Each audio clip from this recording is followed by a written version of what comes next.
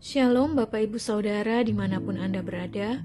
Berjumpa kembali dalam renungan firman Tuhan hari Jumat 30 Januari 2026. Bersyukur kepada Tuhan atas segala penyertaan dan pemeliharaannya kepada kita sampai hari ini. Sebelum kita mendengarkan firman Tuhan, mari kita berdoa. Bapa di sorga, Bapa di dalam Yesus Tuhan kami bersyukur atas segala berkat Tuhan dalam hidup kami sampai hari ini.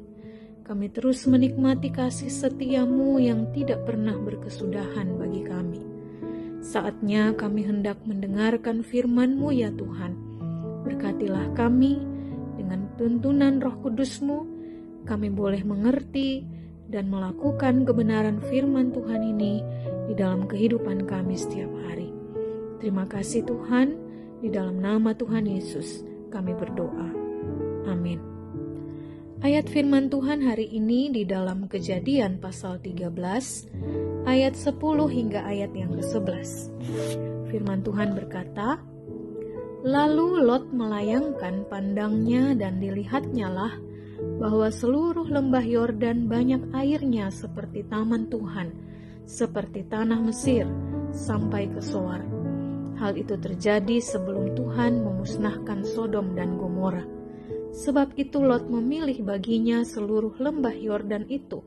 Lalu ia berangkat ke sebelah timur dan mereka berpisah." Bapak Ibu Saudara yang dikasihi Tuhan, apa yang salah dengan pilihan Lot? Ketika kita berada di posisi Lot, mungkin kita akan memilih daerah yang sama, tanah yang subur, sejauh mata memandang yang tampak adalah keindahan lembah Yordan yang berair, tampak seperti taman Tuhan. Itulah yang memikat hati Lot, sehingga tanpa berpikir panjang, juga tanpa berdoa, Lot memilih seluruh lembah Yordan dan berpisah dari Abraham. Sejak awal kebersamaan Abraham dan Lot, sebenarnya sudah nampak kejanggalan. Kejanggalan yang dimaksud adalah cara Lot bersikap kepada Abraham sebagai pamannya. Lot adalah keponakan yang seharusnya menghormati pamannya. Ketika para gembala mereka bertengkar, Lot seharusnya mengalah, sebab ternak yang ia peroleh juga berasal dari pamannya yang mengasuhnya sejak lama. Ketika harus menentukan pilihan tempat yang akan mereka diami, Lot juga seharusnya mengalah dan memberikan kesempatan untuk Abraham memilih lebih dahulu. Tetapi nampak bahwa Lot tidak tahu berterima kasih dan mencari keuntungan tanpa mempedulikan Abraham dan keluarganya. Akibatnya Lot menuai apa yang ia tabur, sebab ia hanya mengutamakan dirinya sendiri. Kota Sodom yang menjadi tempat tinggal Lot dihancurkan karena dosa amoral yang dilakukan oleh bangsa itu. Kisah Lot mengajar kita bagaimana seharusnya menentukan pilihan hidup, yaitu dengan meminta hikmat Tuhan. Lot sama sekali tidak mengandalkan Tuhan dalam mengambil keputusan. Ia hanya mengutamakan keinginannya dan kepuasannya. Yang penting bagi Lot adalah ia mendapatkan apa yang ia inginkan. Lain daripada itu, ia tidak peduli. Banyak orang yang berbuat sama seperti Lot, memilih berdasarkan keinginan diri sendiri, bukan berdasarkan keinginan Tuhan. Anak-anak muda memilih pasangan hidup, yang penting mapan dan good looking, ganteng atau cantik walaupun tidak seiman. Atau memilih bidang pekerjaan yang penting menghasilkan uang yang banyak, walaupun caranya salah.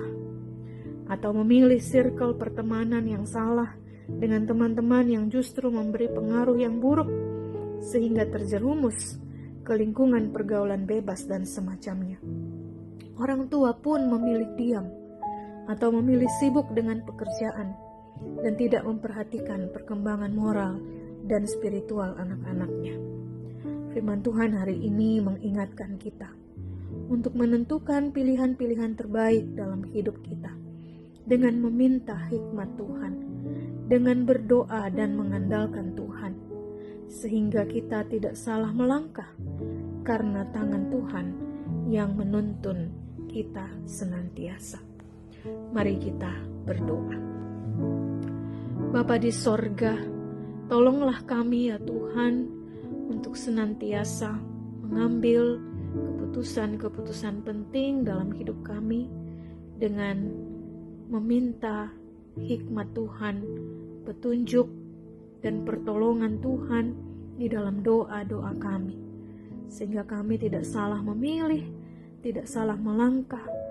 Kami memilih atau memutuskan sesuatu bukan untuk keinginan atau kepuasan diri sendiri, tetapi kami senantiasa mencari kehendak-Mu, sehingga apa yang kami pilih atau kami putuskan dalam hidup kami itu berkenan kepadamu ya Tuhan. Terima kasih Tuhan, biarlah Engkau juga yang menyertai kami, menuntun kami semua dalam perjalanan hidup kami sepanjang hari ini. Kami berdoa, mengucap syukur di dalam nama Tuhan Yesus yang mengajar kami berdoa bersama-sama. Bapa di sorga, kuduskanlah namamu, datanglah kerajaan-Mu, jadilah kehendak-Mu di bumi seperti di sorga. Berikanlah kami pada hari ini makanan kami yang secukupnya, dan ampunilah kami akan kesalahan kami, seperti kami juga mengampuni orang yang bersalah kepada kami. Janganlah membawa kami ke dalam pencobaan, tetapi lepaskanlah kami daripada yang jahat, karena Engkaulah yang punya kerajaan dan kuasa dan kemuliaan sampai selama-lamanya. Amin.